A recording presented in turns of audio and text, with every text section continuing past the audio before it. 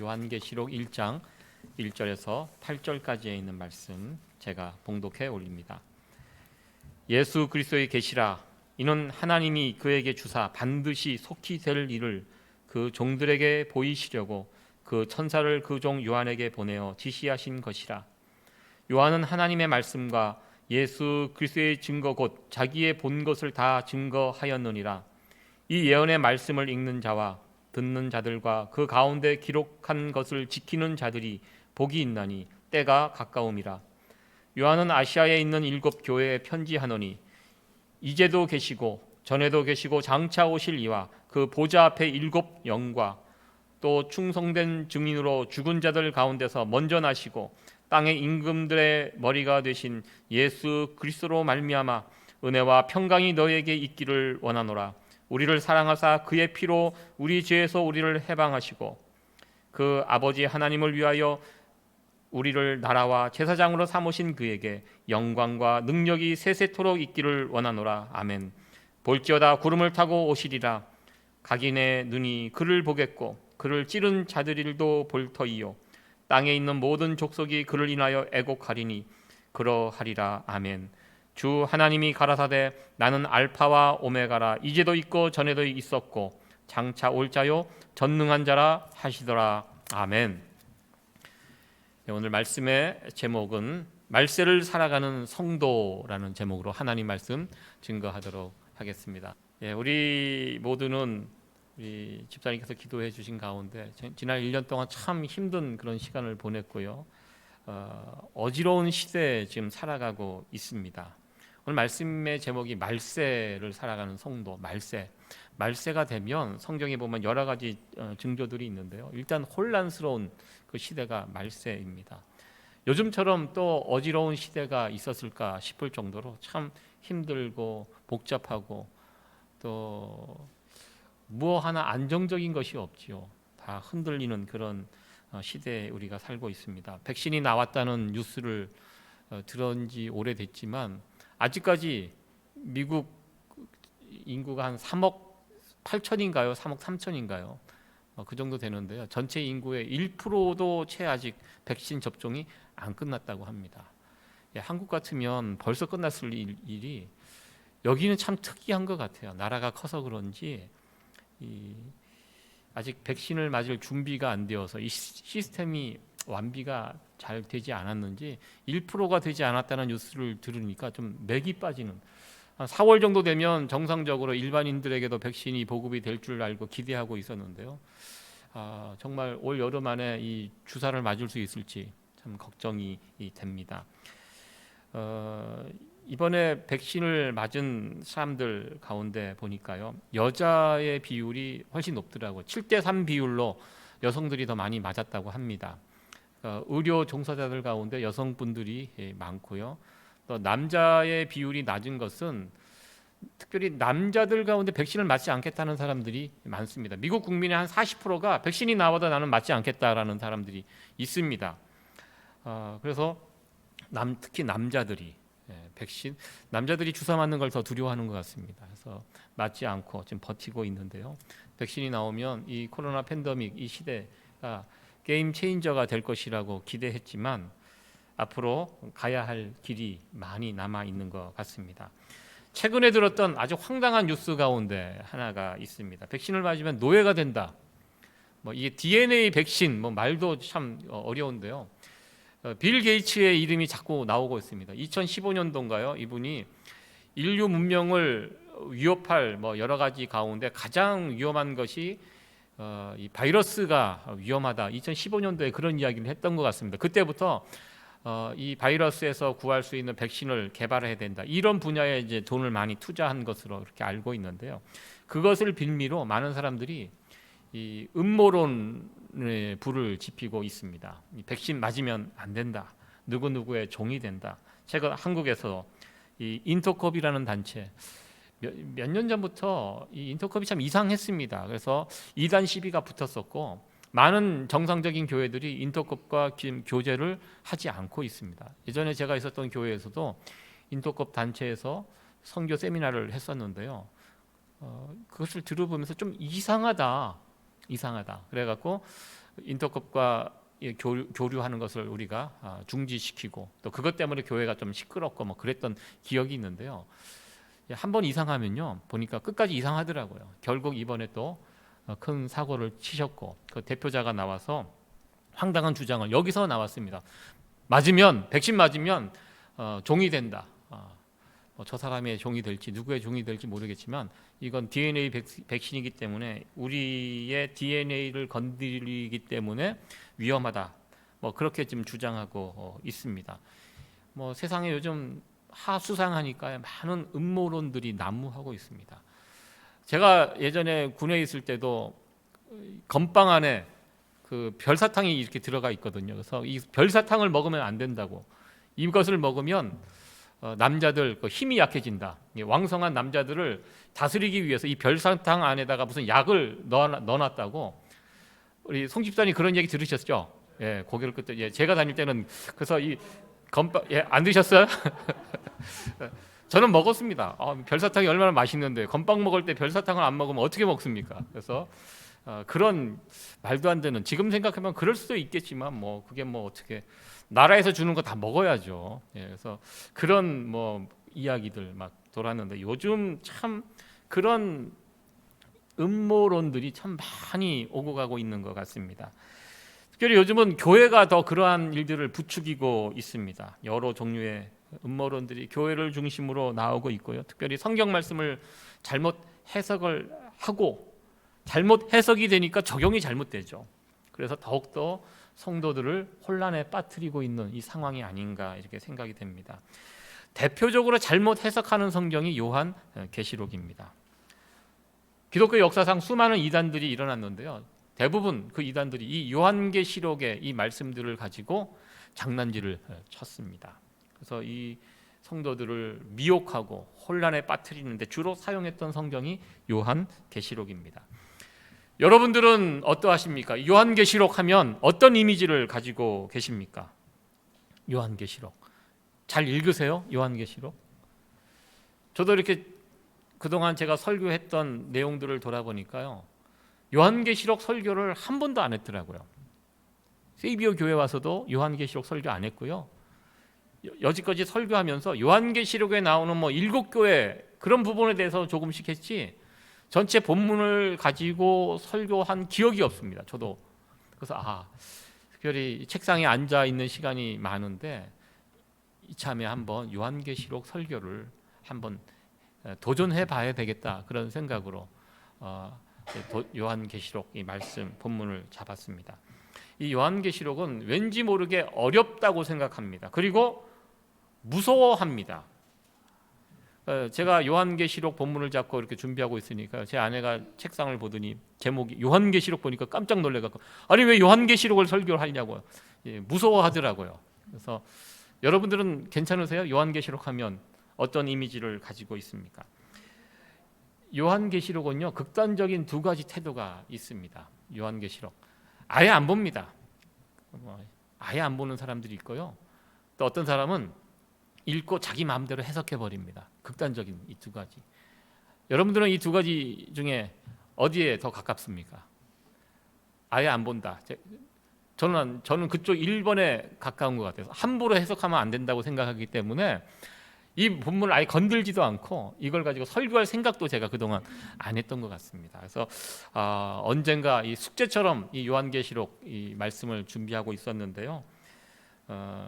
이번 이 코로나 팬데믹 이 세상을 맞이하면서 많은 사람들이 이 요한계시록의 말씀을 가지고 도처에서 엉뚱한 소리를 하고 있는 것들을 지금 보게 됩니다. 그래서 이 요한계시록 말씀을 가지고 우리 성도들하고 다시 한번 말씀을 통해서 전해야 되겠다 이런 생각을 갖게 되었고요. 여러분들 요한계시록은요 잘 읽으셔야 한다는 것입니다. 지금 우리는 완전히 이전과 다른 시대에 지금 살아가고 있습니다. 2021년도를 이렇게 시작하면서 1년 전 그때를 한번 생각해 보았습니다. 1년 전에 어떤 일이 있었는가? 여러분들 2020년 1월 달에 무슨 일이 있었습니까? 우리에게 1년 전 정상적인 그 시절 까마득하게 생각이 나죠? 1년 전에 우리 교회에서는 임직식이 있었습니다. 제가 찾아보니까 교회 이전 세대가 아니라 교회 이전 감사 예배 및 임직식이 1월 26일 날 1년 전에 이렇게 있어서 우리가 교회 일꾼들을 세웠던 그런 기쁘고 즐거운 그런 일들이 있었습니다. 1년이 이제 지나갔는데요. 1년이 지난 지금 2021년 1월 셋째 주인데요. 1년 전과 완전히 다른 세상이 되었습니다. 저도 미국에 2001년도 이민 와서 살아가면서 미국이 확 바뀌었던, 환경이 달라졌던 그런 경험, 911 터지고 나서 미국이 많이 바뀌었습니다. 달라졌습니다. 그리고 나서 별 변화 없이 왔는데요. 지금 겪는 이 변화가 그거보다 훨씬 몇 배 더 큰 변화를 지금 겪고 있어. 완전히 다른 세상 우리가 살고 있습니다. 제가 지금 2021년은 달라진 세상을 살아가면서 요한계시록 안에 이렇게 보면요, 예수님 재림하는 그 시기가 되면 극도로 혼란스러운 세상이 막 펼쳐져가는 그런 이야기 자세하게 묘사가 되어 있습니다. 예전에는요, 요한계시록의 그 부분을 읽을 때 별로 실감이 나지 않았습니다. 세상이 어떻게 달라질 수 있을까? 우리가 살고 있는 이 세상이 그냥 쭉 가는 거지, 여기에서 무슨 갑자기 어떤 일이 막 벌어지면서 막 세상이 뒤집어지고 혼란스러운 세상이 오고, 그게 잘 그려지지가 않았습니다. 말씀에 있어서 믿기는 믿는데 실제로 그런 세상이 어떻게 이루어질지 잘 상상이 되지 않았는데요. 딱 1년 이 코로나 팬데믹을 겪고 세상이 바뀌어가는 세상을 살면서 요한계시록에서 말씀하시는 그런 세상이 어떤 세상인지 이제 대충 짐작이 되어가고 있습니다. 우리가 살고 있는 이 세상이 살아보니까요, 지난 1년 살아보니까 어떻습니까? 얼마나 불안전하고 얼마나 변하기 쉬운 그 세상, 그런 세상인지 우리는 새롭게 깨닫게 되었습니다. 요한계시록에서 말하는 이 종말의 시대, 먼 나라에서 일어나는, 상상 속에서만 일어나는 그런 나라가 아니라는 것입니다. 실제로 충분히 그런 일들이 일어날 수 있다는 것, 절실히 깨닫게 되었습니다. 오늘 1절 말씀의 표현이 그렇게 되어 있습니다. 예수 그리스도의 계시라, 이는 하나님이 그에게 주사 빨간 글씨로 반드시 속히 될 일을. 요한계시록에 언급된 이 모든 상황들이 반드시 속히 될 일들이라고 우리 하나님께서 말씀하고 계십니다. 그렇다면 예수님의 이 재림을 준비하며 살아가는 우리 말세를 살아가는 성도들이 어떻게 해야 할까? 오늘 주신 말씀 3절에 이 말씀이 있습니다. 우리 3절 말씀을 같이 한번 읽어보도록 하겠습니다. 시작. 이 예언의 말씀을 읽는 자들과 그 가운데 기록한 것을 지키는 자들이 복이 있나니 때가 가까움이라. 아멘. 요한계시록에 있는 말씀을 주의 깊게 여러분들 잘 읽으셔야 합니다. 보고 듣고 그리고 그 말씀대로 행하면서 살아가는 것이 말세를 살아가는 성도들의 바른 자세입니다. 오늘 1절에 있는 말씀을 보면 이 말씀이 어떻게 시작이 되었는지 자세하게 묘사가 되어 있습니다. 예수 그리스도의 계시라, 이는 하나님이 그에게 주사, 여기 그에게는 누굽니까? 하나님이 그에게, 예수님에게 주사 반드시 속히 될 일을 그 종들에게 보이시려고 그 천사를 그 종 요한에게 보내어 지시한 것이라. 이렇게 계시가 어떻게 시작이 되었는지 말씀하십니다. 하나님이 예수님에게 주셨습니다. 하나님이 예수 그리스도에게 주시고, 예수 그리스도는 천사들에게 이 말씀을 주시고, 이 천사가 종들에게, 사도 요한에게 이 말씀이 왔고요. 최종 목적지는 그 당시 소아시아에 있는 7교회 대표되는 교회 성도들입니다. 그 시대의 성도들에게 이 말씀을 주시려고 하나님께서 예수 그리스도에게 알려주시고, 예수님은 천사에게, 천사가 사도 요한에게 가서 알려주시고, 사도 요한이 그것을 받아 적어서 편지 형식으로 7교회에 있는 교회들에게 이것을 알려주시는 이 형식으로, 이거 하나님 말씀이라는 것입니다. 하나님과 7교회가 최종 목적지입니다.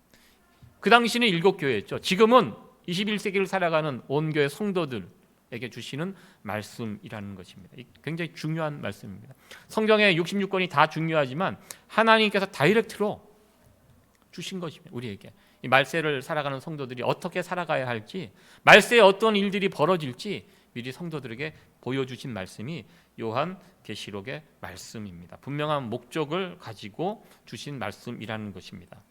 그러니까 요한계시록을 이렇게 읽다 보면요, 근데 어렵습니다. 평소 우리가 다른 성경 읽을 때와 달라요. 성경은 66권이 같은 시각으로 같은 장르로 쓰여진 책이 아닙니다. 시편을 읽을 때는 시편의 안경을 쓰고 읽어야 되고요. 모세 오경을 읽을 때는 모세 오경의 안경을 쓰고 읽으셔야 합니다. 역사서는 역사서를 읽는 방식이 또 있고요.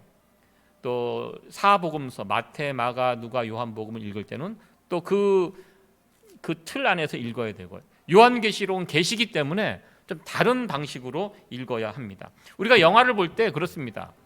영화도 종류가 많습니다. 장르가 많습니다. 다큐멘터리 영화가 있고요. 또 멜로 영화가 있고, 또 액션 영화가 있고, 만화 영화가 있고, 공상과학 그런 영화 다 장르가 있습니다. 어떤 영화를 보면 황당한 영화들이 있습니다. 사람들이 막 날아다니고 막 사라지고, 현실에서는 불가능한 일들이 영화에서는 그런 장르입니다. 여러분들 아이맥스 영화 보셨을 것입니다. 아이맥스 영화. 그 영화를 볼 때는 그냥 보면 안 돼요. 반드시 그 안경을 쓰고 영화관에서 보셔야 합니다. 근데 제가 이 영화를 보다가 한번 안경을 벗어본 적이 있습니다. 딱 보니까 아무 영화도 아니에요. 그럼 그건 정말 이상해요. 재미도 없어요. 안경을 쓰면 그 입체감, 생생한 그 현장이 이 안경을 통해서 그 아이맥스 영화가 딱 다가옵니다. 정말 멋있는 영화입니다. 그래서 이 아이맥스 영화를 영화관에서 볼 때는 반드시 저 안경을 통해서 영화를 봐야지 그 영화를 제대로 보는 것이지, 안경 없이 보게 되면 그 영화에 그처럼 재미없는 영화가 어디 있습니까? 안경 없이 그 안에 보면 재미없고 지루하고 그렇습니다. 우리가 요한계시록을 읽을 때도 요한계시록의 장르에 맞는 안경을 가지고 읽으셔야 한다는 것입니다. 이 요한계시록의 장르는 예언서입니다. 복음서는요, 저자들이 자신이 경험하고 누군가로부터 듣고 체험한 것들을 그 시간 자기가 그 세대 거기에 맞춰서 쓴 것이 복음서입니다. 그러나 이 예언서는 다릅니다. 지금 사도 요한이 밤모섬에 지금 유배가 되어 있는 상태인데요, 천사가 와서 데리고 다니면서 과거, 현재, 미래를 보여줍니다. 지금 밤모섬에 갇혀 있지만 사도 요한은 온 세상을 돌아다니면서 봅니다. 시 공간을 초월하고 하나님의 말씀을 듣고 보고 경험합니다.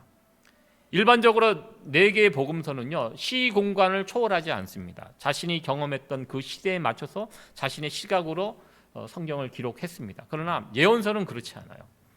예언서의 말씀이 오늘 우리에게 더 생생하게 다가오는 것은 사도 요한이 21세기를 살아가는 성도들을 바라보면서 그 시대를 바라보면서 썼던 책이기 때문에 우리에게 더 그 어느 성경보다 더 생생하게 우리에게 다가올 수 있다는 것입니다. 그래서 전 요한계시록을 읽을 때는요, 여러분들 인터넷 같은데 찾아보시면 요한계시록의 구조라고 이렇게 잘 나와 있습니다. 이 구조를 먼저 머릿속에 넣고 이틀을 가지고 요한계시록을 읽으시면 보다 잘 이해할 수가 있습니다. 제가 잠깐 찾아봤었는데요, 요한계시록의 틀을 보여주는 이 그림 도표가 이렇게 있습니다. 도표가 있는데요, 여러분들 오늘 예배 마치시고 나가실 때 저기 제가 이렇게 카피를 컬러풀하게 이렇게 준비해 놨습니다. 그래서 제가 이렇게 얘기하는 것은 제가 요한계시록 가지고 설교를 한 4번, 5번 정도 이렇게 할 것입니다. 이렇게 많이는 하지 않고요, 전체적인 개요식으로 요한계시록 설교를 앞으로 한 4번 정도 이렇게 할 예정입니다. 기회가 되면, 어느 정도 정상적이 되면 요한계시록 성경 공부도 좀 생각하고 계획하고 있습니다.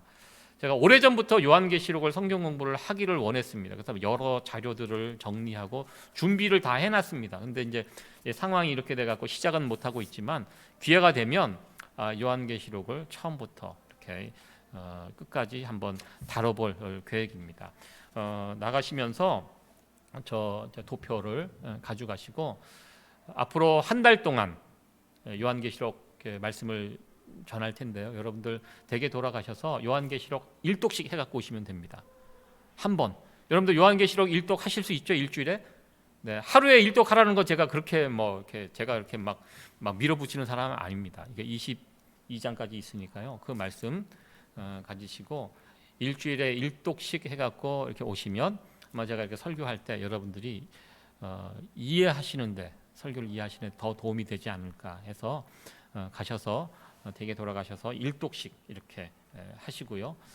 그리고 저 도표를 가지시고 옆에 놓으시고 이렇게 읽어보시면 좋을 것 같습니다. 요한계시록 전체 구조가 이렇게 되어 있습니다. 1장 요한이 본 것, 그리고 2장에서 3장까지는 지금 있는 것들 7교회, 소아시아 7교회를 중심으로 이렇게 이야기가 진행이 됩니다. 그리고 이후에 있을 것들 예언이 되어 있습니다. 4장부터 22장까지 이렇게 진행이 됩니다. 이것이 요한계시록의 전체 구조입니다. 이 요한계시록을 우리가 읽고 깨닫게 되면 어떤 유익이 우리에게 있을까 생각을 해봅니다. 요한계시록을 우리 하나님께서 왜 그 당시 그 시대의 성도들에게 주셨을까? 요한계시록의 말씀을 읽게 되면 예수님을 믿는 것이 얼마나 큰 축복인지, 왜 예수님을 목숨을 걸고 믿어야 하는지 그 사실을 다시 한번 깨닫게 해주기 때문입니다. 이 요한계시록이 쓰여질 이 당시 기독교 박해가 본격적으로 시작되던 그런 시기였습니다.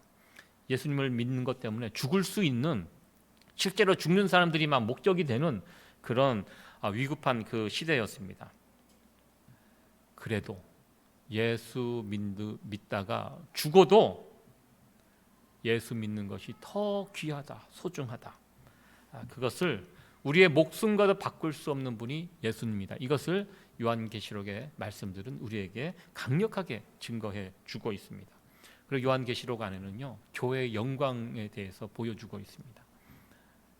특별히 천상교회, 계시록 4장에 나와 있는 우리 천국에서 온 만백성 성도들이 하나님을 찬양하고 예배하는 그 놀라운 그 장면을 요한계시록에 살짝 보여줍니다. 이 땅의 언어로 표현을 해주는데요, 그 부분을 읽다 보면 나도 언젠가 그 자리에 서고 싶다, 이런 간절한 소망을 품게 합니다. 천상교회 그 교회의 그 자리가 얼마나 영광스러운 자리인지 그것을 이 요한계시록은 보여주고 이 땅에 있는 성도들에게 그 자리를 사모하게끔 하는 그 책이 요한계시록입니다. 그래서 우리가 이 요한계시록의 말씀을 가지고 말씀을 들을 때 그와 같은 유익을 좀 누릴 수 있게 되기를 또 기대해 봅니다. 4절부터 이제 본격적으로 이 말씀이 시작이 됩니다. 인사말을 지금 올리고 있습니다. 4절, 5절 말씀이 인사말인데요. 우리 같이 한번 4절, 5절 은혜와 평강이 너에게 있기를 원하노라까지 4절, 5절 말씀 같이 한번 읽어보도록 하겠습니다. 시작. 요한은 아시아에 있는 7교회에 편지하노니 이제도 계시고 전에도 계시고 장차 오실 이와 그 보좌 앞에 7 영과 또 충성된 증인으로 죽을 자들 가운데서 먼저 나시고 땅의 임금들의 머리가 되신 예수 그리스도로 말미암아 은혜와 평강이 너에게 있기를 원하노라. 아멘. 거기까지 인사 말입니다. 여기 보면 여러 가지 표현들이 삼위일체 되시는 하나님을 이야기하고 있는데요, 이제도 계시고 전에도 계시고 장차 오실 이 누굽니까? 장차 오실 이 하니까 예수님이라고 일부 때도 그렇게 말씀하시더라고요. 여기에는 이제도 계시고 전에도 계시고 장차 오실 이는 하나님이십니다. 어떻게 아냐면 같은 표현이 8절에 되어 있습니다. 8절 말씀, 주 하나님이 가라사대, 하나님이 말씀하십니다. 나는 알파와 오메가라, 이제도 있고 전에도 있었고 장차 올 자요 전능한 자라 하시더라. 하나님을 여기서 장차 오실 분으로 요한계시록은 그렇게 설명하고 묘사하고 있습니다. 그래서 이제도 계시고 전에도 장차 오실 이는 하나님. 두 번째, 그 보좌 앞에 7 영 누굽니까? 성령 하나님, 성령님입니다. 그리고 충성된 증인으로 죽은 자들 가운데서 먼저 나시고 땅의 임금들의 머리가 되신 분 예수님. 성부, 성자, 성령 삼위 되시는 하나님 이름으로 인사를 하고 있고요. 그리고 하나님 성부, 성자, 성령으로부터 은혜와 평강이 너희에게 있기를 구하고 있습니다. 예, 은혜와 평강, 우리가 교회 다니면서 얼마나 자주 듣는 그런 이야기입니까? 단어입니까? 은혜와 평강이 있기를 원한다. 여러분들, 우리에게, 예수님을 믿는 우리에게 은혜와 평강보다 더 좋은 것이 있을까 한번 생각을 해봅니다. 성삼위 하나님께서 우리에게 베풀어 주시는 은혜와 평강, 내가 누리는 것 중에 제일 좋은 것이 과연 무엇인가? 바로 이 은혜와 평강이 아닌가 이렇게 생각을 해봅니다. 만약에 내가 지금 신앙생활을 하고 있는데, 열심히 하고 있는데, 그럼에도 불구하고 내게 은혜와 평강이 없다면 그 얼마나 비참하고 불행한 모습일까도 한번 생각해 봅니다. 이 초대교회 상황이 지금보다 훨씬 더 열악했습니다. 세상 사람들로부터 이유 없이 미움을 받고, 예수 믿는다는 그 이유 때문에 미움을 받고 목숨을 잃고, 이러한 상황 가운데 그들은 하나님을 믿고 교회를 섬겼습니다. 그러한 자들에게, 그 교회 성도들에게 가장 필요한 것은 바로 하나님의 은혜와 평강이었습니다. 이 은혜와 평강이 있으면 그 압박 속에서, 박해 속에서 그들은 살아갈 수 있었다는 것입니다. 사도 요한이 초대교회 성도들에게 빌어주었던 하나님의 은혜와 평강의 이 복은 오늘을 살아가는, 이 21세기를 살아가는 오늘날의 성도들에게도 그대로 필요한 복이라고 저는 확실히 믿습니다. 하나님으로부터 오는 이 은혜와 평강, 우리에게 이 은혜와 평강이 있다면 지금 이 펼쳐져가는 이 엄청난 세상 속에서, 이 악하고 험하고 위험한 세상 가운데도 우리는 넉넉히 살아가게 될 줄로 믿습니다. 우리에게 이 은혜와 평강이 만약에 없다면 여러분들 상상하기도 싫은 끔찍한 상황이 될 것입니다. 우리에게 일어나는 일들 가운데 끔찍한 일들이 있습니다. 내 은행 통장에 잔고가 다 떨어져서 다음 달 렌트비가 없어지는 이런 끔찍한 상황들, 끔찍합니다.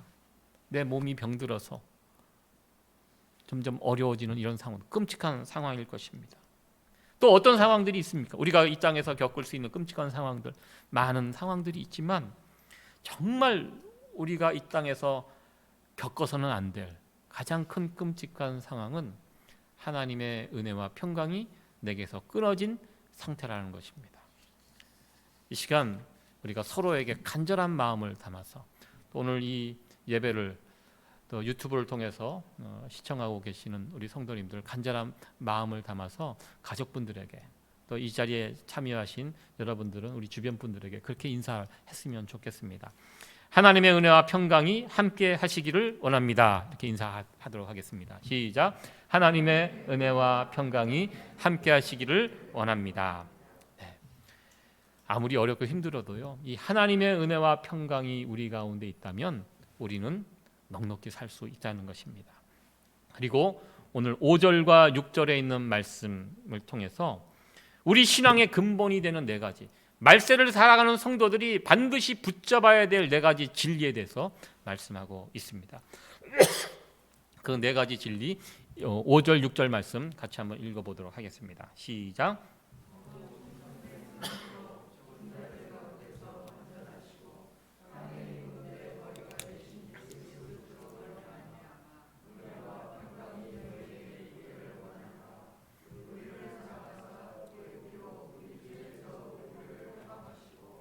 그 아버지 하나님을 위하여 우리를 나라와 제사장으로 삼으신 그에게 영광과 능력이 세세토록 있기를 원하노라. 아멘. 여기에 보면 말세를 살아가는 성도들이 붙들어야 할 네 가지 성경의 진리가 나와 있습니다. 첫 번째는 하나님의 사랑입니다. 사랑. 우리를 사랑하사. 하나님께서 왜 우리를 구원하셨습니까? 이유는 간단합니다. 우리를 사랑하셨기 때문입니다. 하나님은 그래서 사랑이라고 늘 우리는 찬양하고 노래하고 있습니다. 하나님은요, 우리가 잘 나갈 때도 사랑하시지만 못 나갈 때도 사랑하십니다. 건강할 때도 사랑하시고 병들 아플 때도 우리를 사랑하십니다.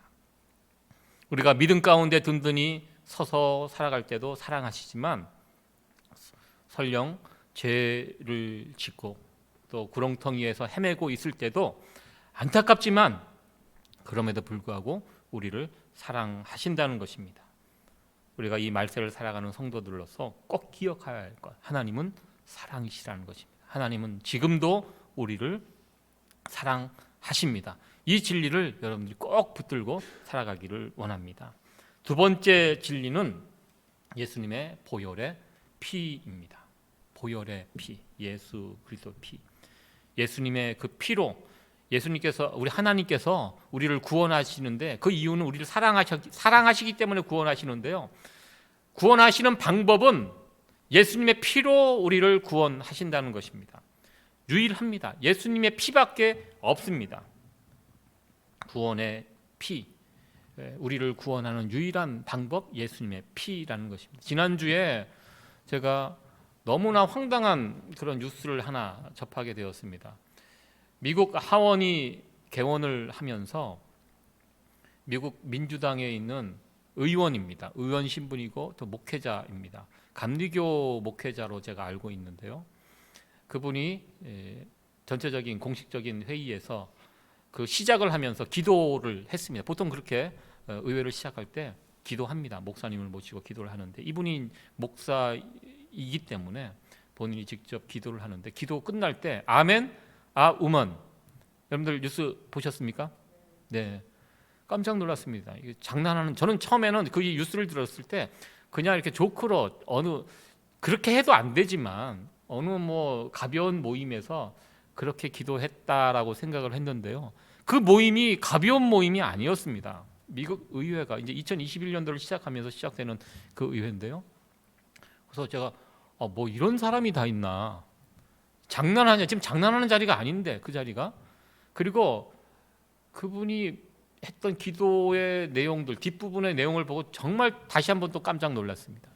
그래서 제가 찾아봤습니다. 찾아보니까 기사에 나와 있더라고요. 밑에는 이제 영어로 원문이고요, 그걸 위에 해석을 했던 부분입니다. 우리 같이 한번 윗부분, 도대체 이분이 무섭게 어떻게 기도했는지 이 안타까운 마음을 가지고 한번 읽어보도록 하겠습니다. 같이 한번 읽어보도록 하겠습니다. 시작. 오 주님께 간구합니다.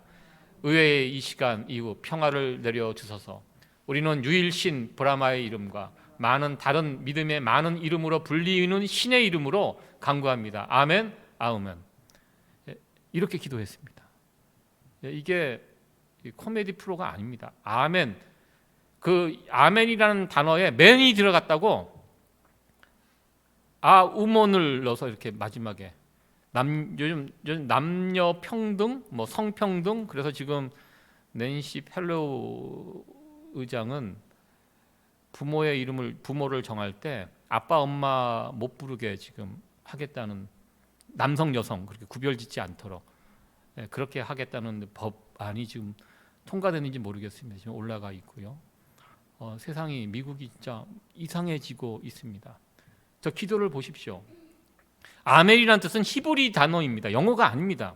그렇게 되기를 간절히 원합니다. 그 아멘의 그 원래 뜻입니다. 그걸 그 뒤에 맨자가 들어갔다고 우먼으로 같이 함께 부르고, 그리고 하나님의 이름이 없습니다. 유일신 브라마의 이름, 인도의 그 범신론을 주장한 그 유일신 브라마의 이름, 많은 다른 믿음의 다른 종교의 신들의 이름으로 미국의 국회에서 저렇게 기도하고 2021년도를 시작했습니다.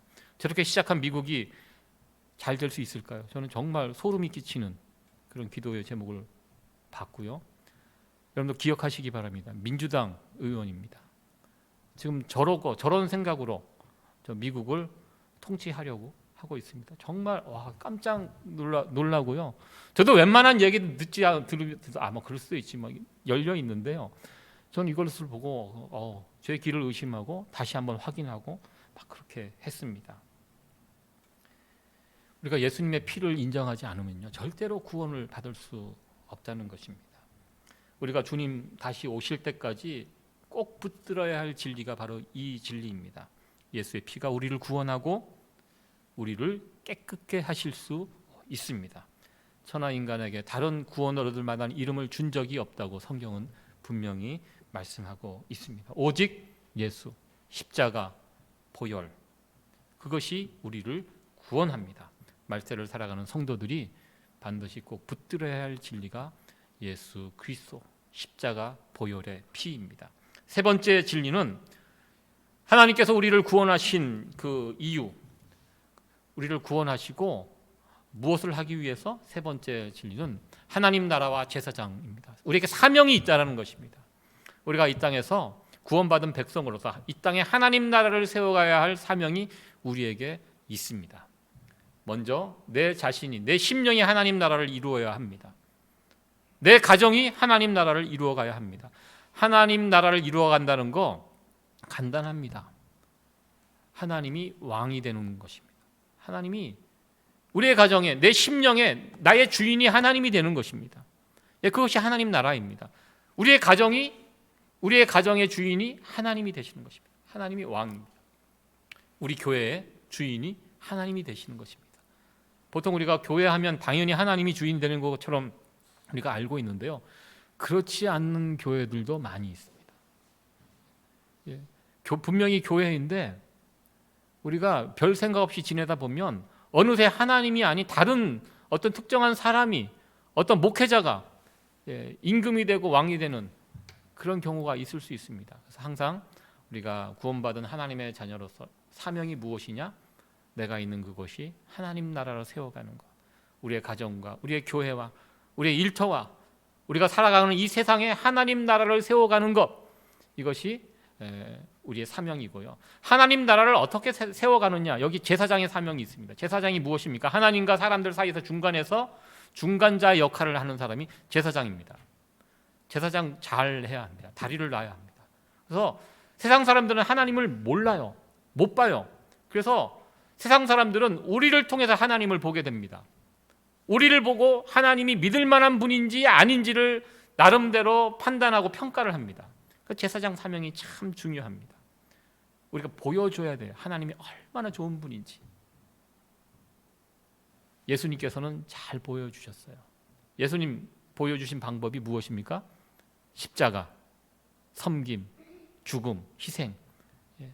그러니까 우리가 세상 사람들에게 이 제사장의 사명을 감당하기 위해서는 예수님이 걸어가신 그 길을 따라 걸어가셔야 돼요. 낮아지고, 섬기고, 손해보고, 아깝지만. 왜? 하나님 때문에. 그럴 때 우리는 제사장의 역할을 감당하게 되고요, 그럴 때 우리의 모습을 통해 세상 사람들은 하나님을 보게 됩니다. 그래서 그들이 하나님께 돌아갈 수 있게 됩니다. 이게 우리에게 사명입니다. 하나님 나라와 제사장, 이것이 우리의 사명. 이 사명을 감당할 수 있는 저와 여러분들 되기를 소원합니다. 마지막 네 번째 진리는 하나님께 영광입니다. 하나님께 모든 영광과 찬송을 돌리며 살아가는 것입니다. 우리가 교회에 모여서 해야 할 가장 중요한 일이 무엇입니까? 그것은 하나님을 예배하는 일입니다. 계시록의 내용 가운데 가장 우리의 가슴을 뛰게 하는 그 장면, 요한계시록 4장에 나와 있는 우리가 비전 찬양, 우리 보좌 앞에 모였네, 계시록 4장에 나와 있는 그 그림이 이 비전 찬양의 내용입니다. 그 찬양을 부르면 가슴이 뜁니다. 하늘 보좌에서 드려지는 그 예배, 그 예배에 꼭 참석하고 싶은 그런 마음. 아마 여러분들도 다 그 예배에 참석하고 싶으시죠?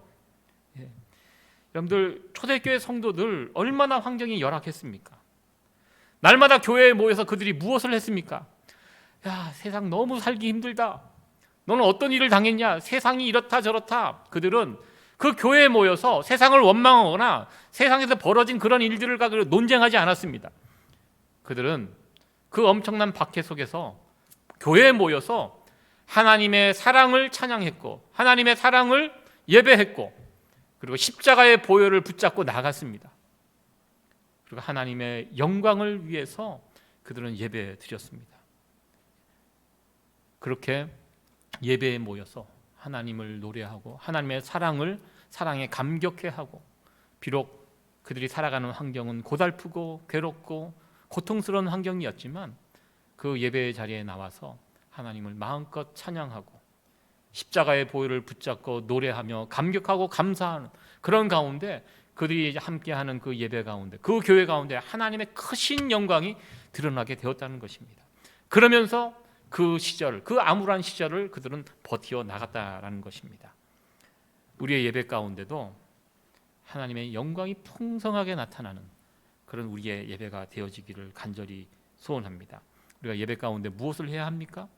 세상이 이렇다 저렇다, 나는 힘들다, 이것은 잠시 옆으로 밀어두시고요, 교회 오셔서 예배 드리실 때 하나님의 사랑을 다시 한번 생각하시고 감격하시고 감사하시는 예배 가운데 하나님의 사랑을 노래하시고, 그리고 예수 그리스도의 그 보혈의 피를 붙들고 찬송하며 감사하며 나갈 수 있는, 그리고 하나님께서 나에게 주신 그 사명을 감당하기 위해서 새롭게 다짐하시는, 그래 내가 이 세상 나라 하나님과 세상 가운데 제사장의 역할을 감당해야 하는데 내가 잘 감당할 수 있도록 하나님께서 은혜를 달라고 구하시고, 그러한 가운데 우리의 예배 가운데 풍성한 하나님의 영광이 나타나지는 그런 예배가 되어지기를 간절히 소원합니다.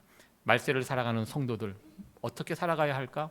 저 네 가지 우리 신앙의 진리를 꼭 붙들고 이렇게 살아갈 때 하늘로부터 하나님께서 주시는 참된 은혜와 평강이 우리 가운데 강같이 흘러 넘칠 줄로 믿습니다. 올 한 해 이 요한계시록 이 말씀 1장의 이 말씀을 가지고 하나님의 은혜와 평강을 마음껏 풍성히 누리며 살아갈 수 있는 우리 성도 여러분들 되어지기를 간절히 축원합니다.